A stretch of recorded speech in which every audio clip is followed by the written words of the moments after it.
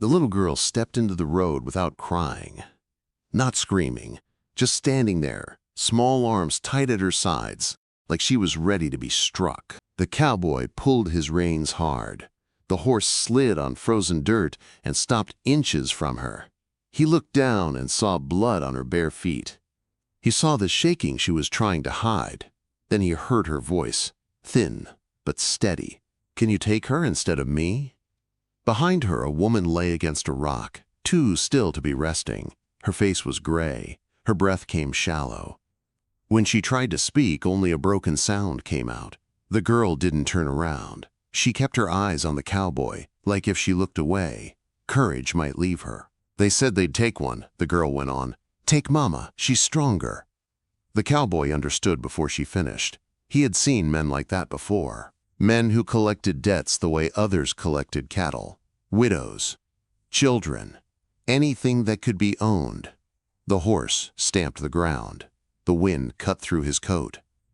Somewhere far off, wolves tested their voices against the coming night. The cowboy dismounted. He walked past the girl and knelt by the woman. She burned with fever, light as dry wood. When he stood again, he lifted the girl onto the saddle, then helped the woman up behind her. "I'll take both," he said. That was all. The cabin was small. One room, a stove, a table with 2 chairs, a bedroll in the corner, the kind of place built for a man who expected to stay alone. But it was warm. The cowboy set water to boil, heated beans, cut cornbread. He knelt and unwrapped the girl's feet carefully. Frostbite hadn't gone deep yet. Another hour would have cost her toes. He cleaned the wounds with warmed cloth and whiskey, then wrapped them in wool. "What's your name?" he asked. "Emily," she said. Something tight moved in his chest. He stood too fast and turned back to the stove. The woman's name was Ruth. She tried to help but collapsed into the chair. He fed her broth one slow spoon at a time. Between breaths, the story came out in pieces. Husband dead in a mine collapse. Debt passed to her like a curse. The saloon owner in town had offered work. When she refused, he sent men. "They were coming tonight," Ruth whispered. "She heard them talking." The cowboy listened without comment. When she finished, he spoke quietly. "You'll stay, work the land when you're able. The child stays with me." Ruth straightened. Pride flared through the weakness. "I won't be kept." "Didn't ask you to be," he said. "Asked you to work."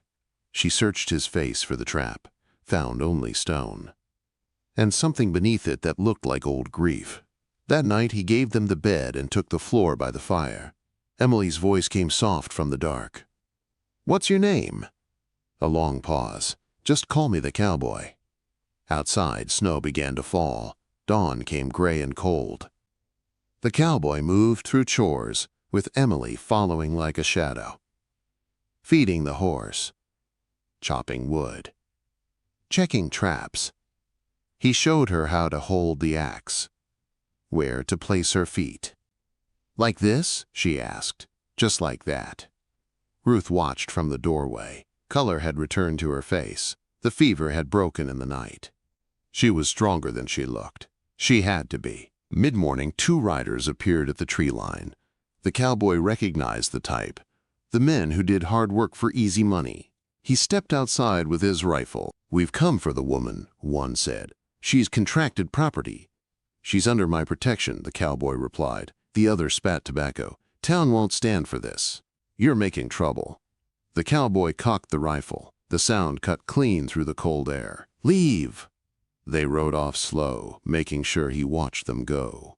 Inside, Ruth was packing the few things she owned. "I have to go," she said. "I'm ruining your life." He stopped her with a hand on her shoulder. "Only thing ruined around here is this town's decency." Then he went outside and began clearing timber for a cabin expansion. "If you're staying," he said over his shoulder, "you'll need walls that hold." The point of no return had passed. 3 weeks went by. Late January brought a false thaw. Mud everywhere. The cowboy and Ruth framed the new room together. Her strength returned day by day. Emily tended chickens he bought, gathering eggs with fierce care. Small things stacked into something larger. Ruth mended his coat without asking. He carved Emily a wooden horse. She named it Hope. The trip into town for supplies felt dangerous. Silence followed them through the general store. Whispers clung to their backs. Only the shopkeeper met their eyes. "He's spreading talk," the man muttered. "Says you're living in sin." Outside, boys surrounded Emily. "Bastard girl," one said. Emily ran to the wagon, sobbing. Ruth's hands shook on the rail. "We should leave," she whispered. The cowboy didn't look at the town. "We stay." That night he taught Emily to read from his only book, a worn Bible. She traced the letters with her finger. "Will you be my papa?" she asked suddenly. The air went still. "If you'll have me," he said at last. Ruth turned away, tears sliding down her face. For the first time in years, she felt safe. The storm came hard in February. Wind tore the canvas roof off the new room. They crowded into the old cabin, feeding the stove through the night. By firelight, Ruth told the rest of her story, how every door had closed, how the town wanted her to be something she wasn't. The cowboy stared into the flames. "My wife," he said slowly. "Her name was Anna, our daughter too." He swallowed. Snow was too deep, doctor too far. I rode anyway.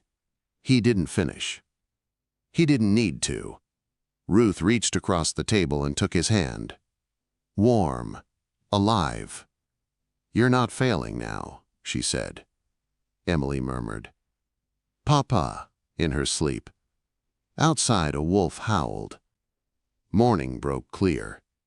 Near the door, tiny green shoots pushed through frozen earth. Too early. Impossible. Spring trying anyway. But on the ridge above the cabin, a single rider sat motionless, watching. Then he turned his horse toward town. Sunday morning came quiet and sharp. The kind of quiet that pressed against the ears. The cowboy hitched the wagon before dawn. Ruth wrapped Emily in her best shawl.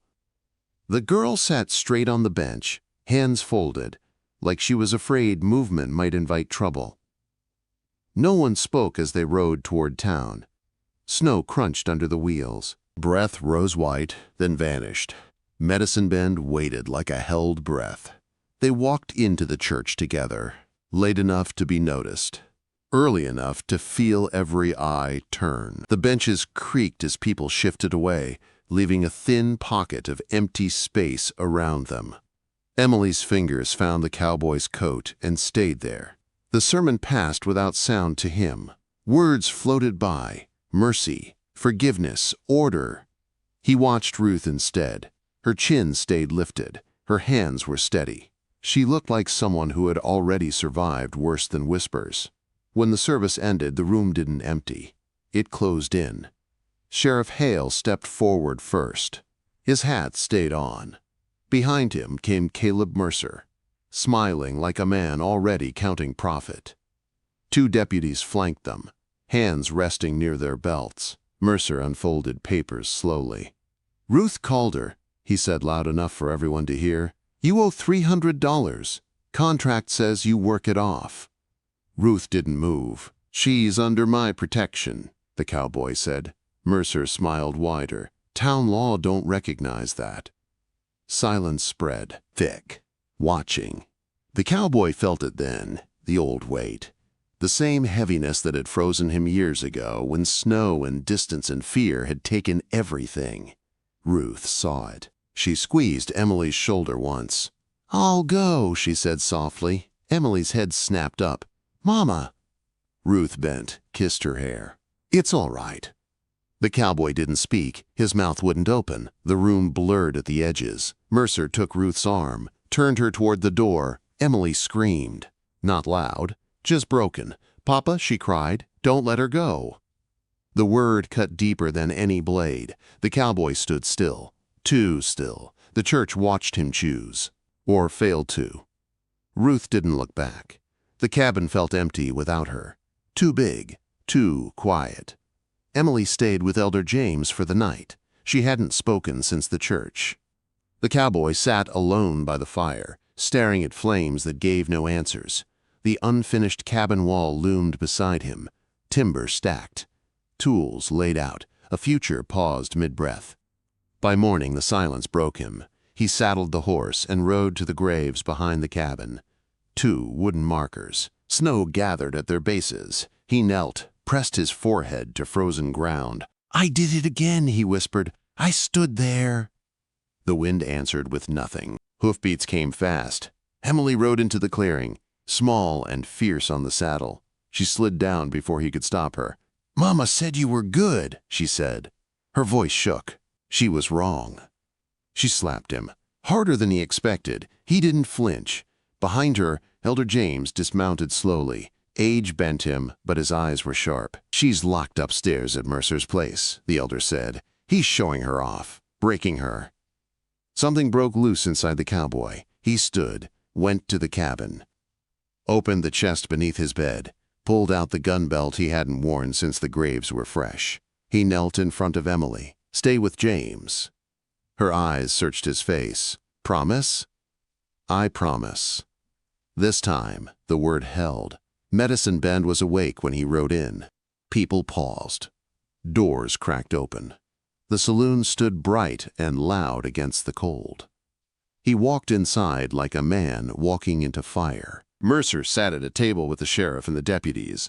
Cards spread. Whiskey poured. "Come to beg?" Mercer asked. The cowboy laid a folded paper on the table. "Land deed. 200 acres. Timber. Water. I'll pay the debt," he said. "Work it off. Legal." Mercer laughed. "I don't want land. I want obedience." The room tightened. The cowboy's hand moved toward his gun. Slowly, carefully, the door banged open. Elder James entered with a strongbox. He slammed it onto the table. Inside lay contracts. Altered numbers. Names of other widows. Proof stacked thick. "Judge rides in next week," the elder said. "You want him to see this?" Quote. Mercer lunged. The gunshot cracked the ceiling. Dust rained down. "Touch that box," the cowboy said, calm as stone, "and you die." Upstairs, a door burst open. Ruth appeared at the railing, holding a rifle taken from a guard. Her hands didn't shake. "I'm not property," she said. The sheriff stepped back. "This ain't clean, Caleb." Mercer's face went pale. They walked out together. The street filled with people. Watching. Measuring. Emily broke free from the crowd and ran into Ruth's arms. "Mama!" The word rang like a bell. Spring came slow. The cabin was finished by March. 2 rooms, a real table, curtains Ruth sewed herself. Emily's laughter returned to the land like rain. Mercer was arrested 2 counties over. The town forgave debts it had helped create. Quietly, without apology, one evening they stood by the graves together. Ruth placed flowers. Emily knelt and whispered promises. The cowboy watched them. The past didn't disappear. It never would, but something new stood beside it now. That night, as the fire burned low, Ruth spoke softly. "What happens next?" He looked at the walls, the child asleep between them, the life holding steady. "We keep going," he said. Outside, the wind shifted, and somewhere beyond the ridge, trouble listened. Peace did not arrive all at once. It came in small, careful pieces. The first was quiet mornings. Ruth learned the land the way tired people do, slowly, with respect. She rose before dawn, swept the cabin, set bread to warm. Her hands remembered work, honest work, the kind that didn't ask for favors or silence. Emily followed the cowboy everywhere. He showed her how to check fence posts, how to listen for the creak under ice, how to tell when a horse was nervous before it showed it. She learned fast, too fast for a child who had already learned hard lessons. Sometimes he caught her watching him when she thought he wasn't looking, like she was counting how many times he stayed. He stayed. But town memory lingered. Medicine Ben did not welcome them back with smiles. People nodded now instead of staring. That was improvement. The saloon doors stayed closed when they passed. The sheriff tipped his hat once. Didn't stop. Ruth felt the weight of eyes on her back whenever she went into town alone. Women who had whispered before now studied her hands, measured her strength. Some softened, others hardened. One afternoon, an older woman stopped Ruth outside the store. Her voice was low. "You should be careful," she said. "Men don't like being embarrassed." Ruth nodded. She already knew. The cowboy felt it too. The waiting. He stacked firewood higher than needed, checked traps twice, kept his rifle close. At night, he lay awake listening to the wind move through trees like it carried messages. He dreamed of snow again, of riding too late, of standing still while everything slipped away. One evening, as the sun dropped red behind the ridge, Elder James rode up slow. He dismounted with a groan and leaned on the fence. "Mercer's people ain't gone," the old man said, "just quieter." The cowboy nodded. "Quiet men worry me more." James studied the cabin, the new room, the smoke rising steady. "Town's changing," he said, "not fast, but it is." "Change makes enemies," the cowboy replied. Emily ran out with a wooden horse clutched tight. "Look," she said, "Hope can jump now." James smiled. "Good name." The smile faded quick. "There's talk," he added, "about the judge coming early." Ruth stepped onto the porch. Her face stayed calm. "Talk is cheap," she said. James met her eyes. "Trouble ain't." The judge arrived 3 days later, not with a parade, not with warning, just a wagon and 2 deputies, dust on their coats. He took rooms at the hotel and called for records by noon. The town buzzed. People chose sides without saying so. Doors opened. Doors stayed shut. Mercer had friends. Money left fingerprints everywhere. The cowboy didn't go into town that day. He worked the land, fixed a broken gate, dug a trench for spring runoff, kept his hands busy so his thoughts didn't wander. Ruth went instead. She stood straight in the judge's office, told her story without shaking, named names, named numbers, said nothing more than needed. The judge listened, wrote, asked questions, looked tired in the way men do when they realize the work will be heavy. When she returned, the cowboy was waiting by the fence. Emily hovered behind him. "How did it go?" he asked. Ruth exhaled. "He believes me." That was not the same as safe. They all knew it. Night fell early. The wind picked up, carried voices from far off. Or maybe it didn't. Maybe fear just learned new sounds. Emily slept between them by the fire. Her breathing even. One small hand curled into the cowboy's shirt. Ruth watched him from the shadows. The lines on his face softened in sleep. She saw the man he was before loss, before silence hardened him. "You stayed," she whispered. He didn't answer, but his hand tightened around Emily's. Outside, a branch snapped. The cowboy's eyes opened.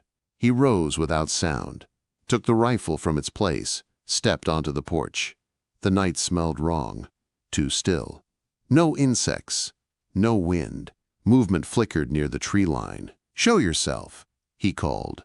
2 shapes stepped forward. Not riders, walkers. Hats pulled low. "We just want to talk," one said.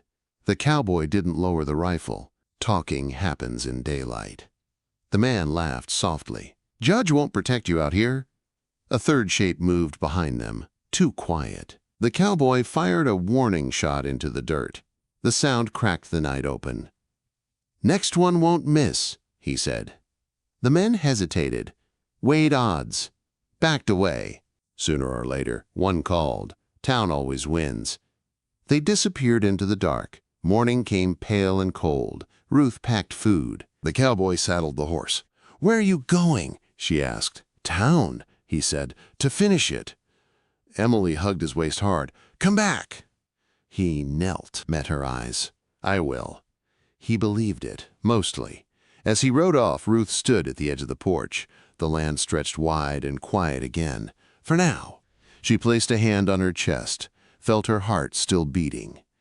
Strong, afraid, alive. Behind her, the cabin creaked, held. On the ridge above, a rider watched the road, waiting.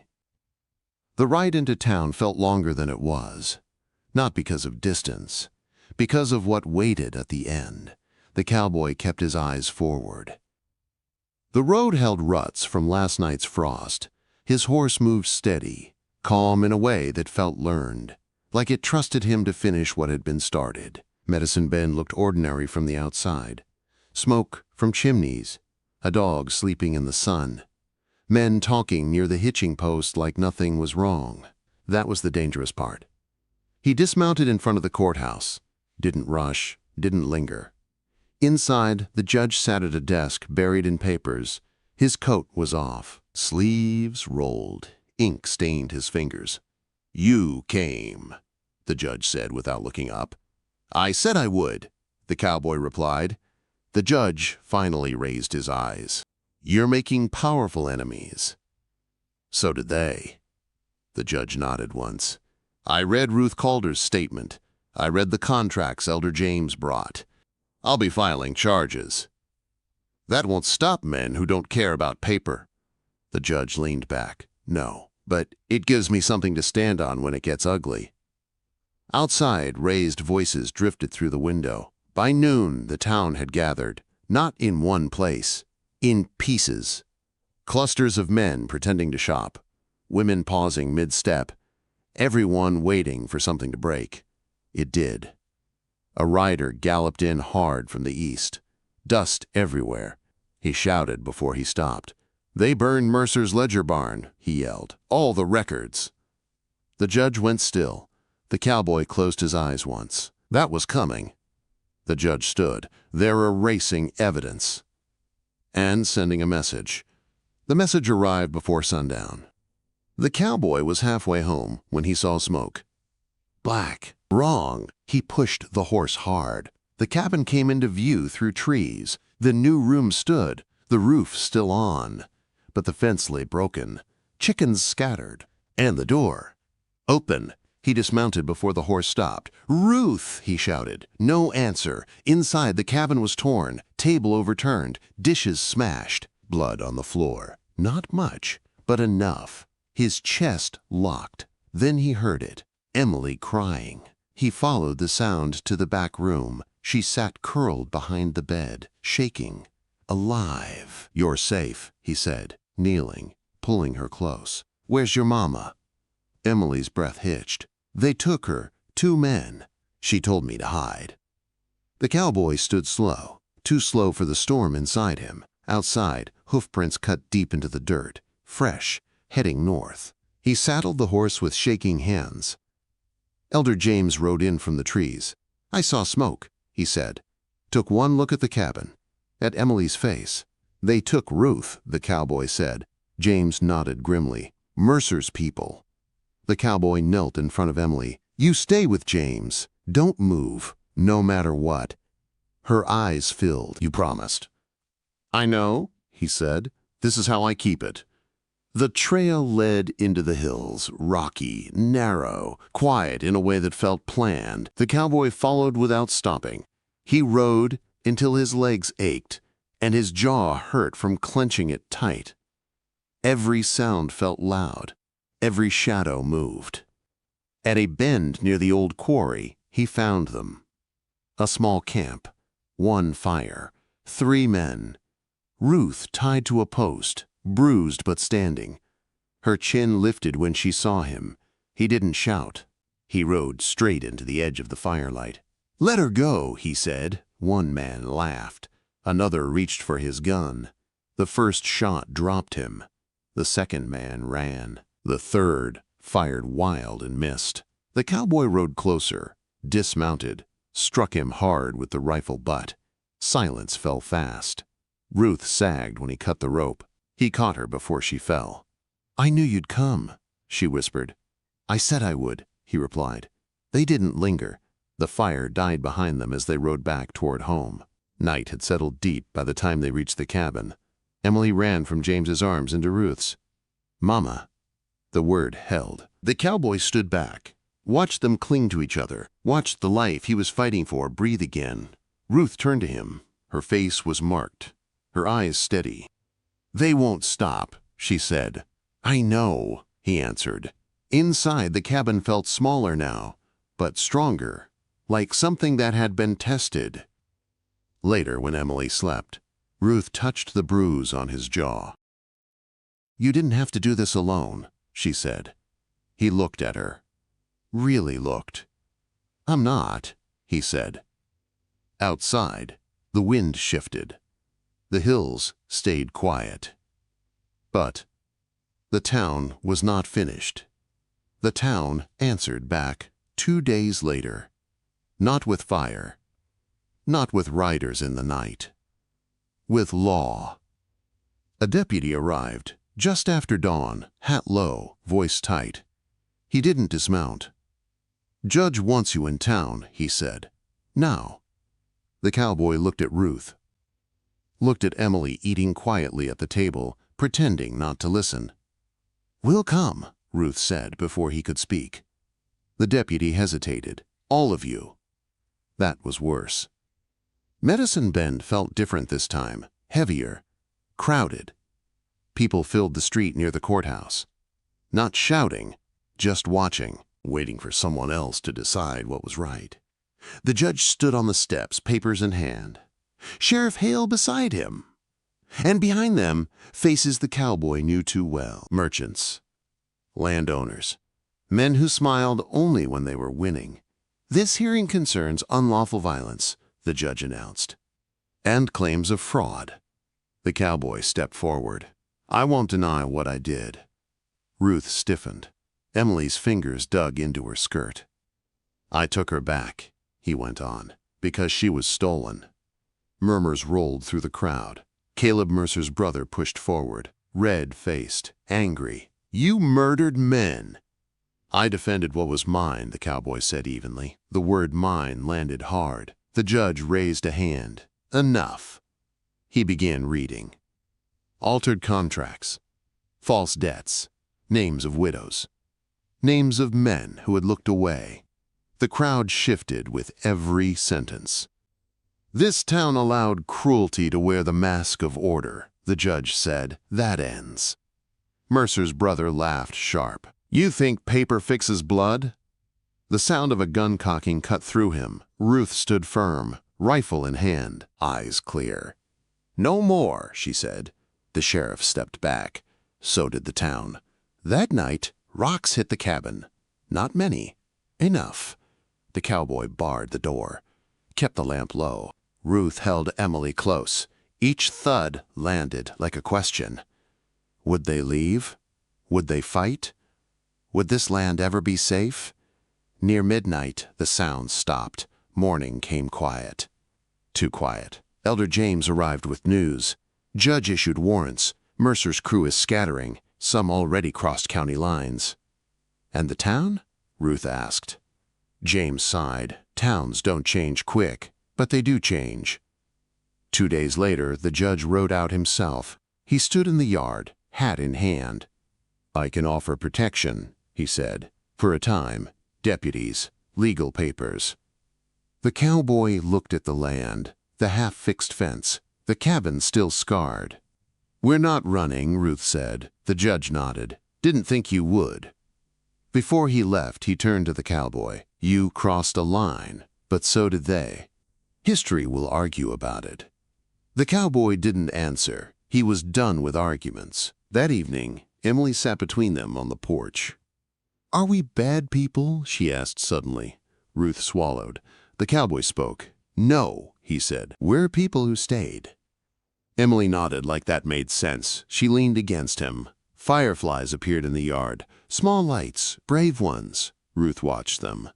"I don't want to survive anymore," she said quietly. "I want to live." He reached for her hand. Didn't pull away this time. "We will," he said. In the distance, a horse moved along the ridge. Paused. Then turned away. The land exhaled. For the first time, the cabin did too. Spring arrived the way it always did out here. Quietly. Like it wasn't asking permission. Snow pulled back from the earth in patches. Mud gave way to green. The land didn't forget winter, but it loosened its grip. The cabin breathed again. Windows stayed open longer. Smoke rose softer from the chimney. Ruth planted herbs by the door. Mint, sage, things that came back every year if you let them.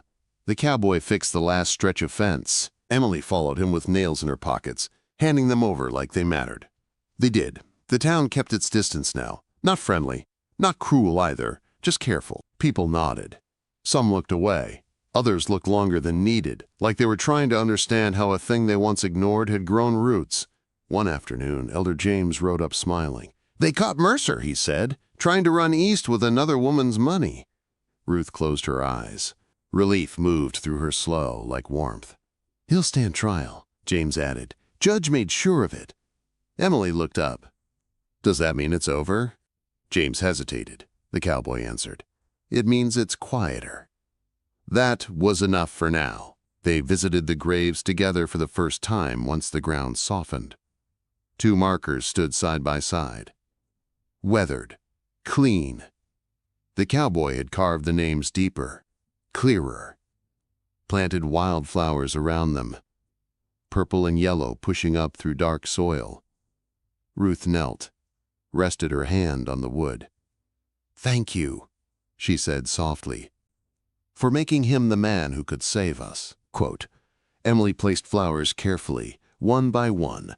"I'll take care of him," she whispered. "I promise." The cowboy stood back. Let the moment be theirs. When he finally knelt, he didn't speak. He just breathed. The past didn't vanish. It stood there with them. And that was all right. Life settled into rhythm. Ruth sold herbs and bread in town. Honest trade. No whispers followed her now. Some women asked questions. Quiet ones. Hopeful ones. Emily started lessons with Elder James twice a week. She learned letters faster than anyone expected. Words became doors. She liked opening them. One evening, as the sun fell low and gold, Emily looked between them at the table. "So," she said, "is this forever?" Ruth smiled, but didn't answer. She looked at the cowboy instead. He considered the question, the walls they'd built, the fights they'd chosen, the ones still waiting somewhere beyond the hills. "Forever is a long road," he said, "but I'm walking it." Emily nodded, satisfied. The town gathered one last time that summer, not for trouble, for a vote, quiet, almost shy, debts forgiven, records corrected, a line drawn where there hadn't been one before. It didn't erase what was done, but it changed what could be done next. That night, the 3 of them stood on the porch. Crickets sang. The air smelled of grass and firelight. Ruth reached for the cowboy's hand. He didn't hesitate. "We keep building?" she asked. He squeezed her fingers. "Together." They didn't kiss. They didn't need to. Emily stepped between them and took both their hands, like it was the most natural thing in the world. Inside, the cabin waited. Warm. Lived in. Earned. The door closed gently behind them. Outside, wildflowers bloomed around old graves. Life and loss standing side by side. Neither erased, neither alone. Somewhere beyond the ridge, the land rolled on. Wide, quiet, watching. And for the first time in a long while, it watched a family that stayed. If you felt this tale in your heart, don't forget to like, share, and subscribe to Archives of the Wild West, where every story rides through the dust, the danger, and the kind of love that never dies. See you in the next tale, partner.